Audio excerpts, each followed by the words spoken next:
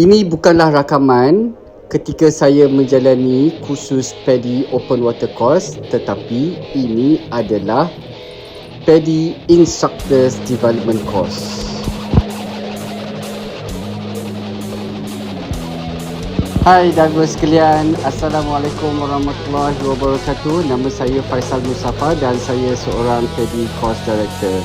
Dalam DTT kali ini, saya akan kongsikan salah satu segmen yang saya jalankan ketika menjalani PADI Instructors Development Course.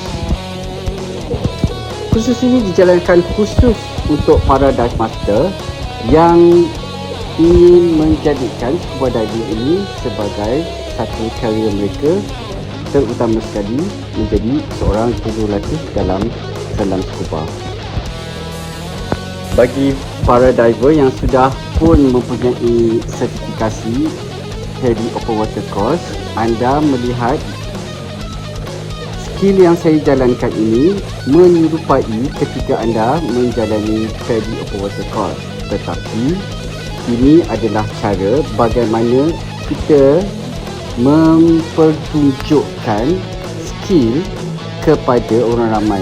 Dengan kata lain, ia adalah skill bagaimana kita membuat demonstrasi kepada bakal-bakal pelajar kita nanti.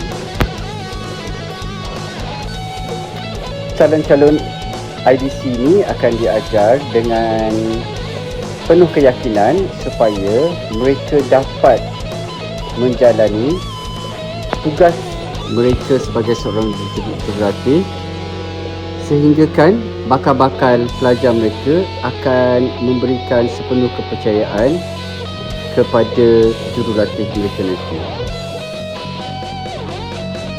Bagi mereka yang berminat untuk menjadi seorang jurulatih dalam selam scuba atau mempunyai impian sebagai seorang jurulatih ataupun ingin menukar karier sebagai seorang jurulatih selam scuba dalam industri yang penuh cabaran ini, anda mempunyai peluang di mana saya akan memulakan satu lagi pengambilan untuk PADI Instructors Development Course ataupun IDC pada 29 hari bulan Disember, dan kursus ini akan berjalan selama 1 bulan setengah.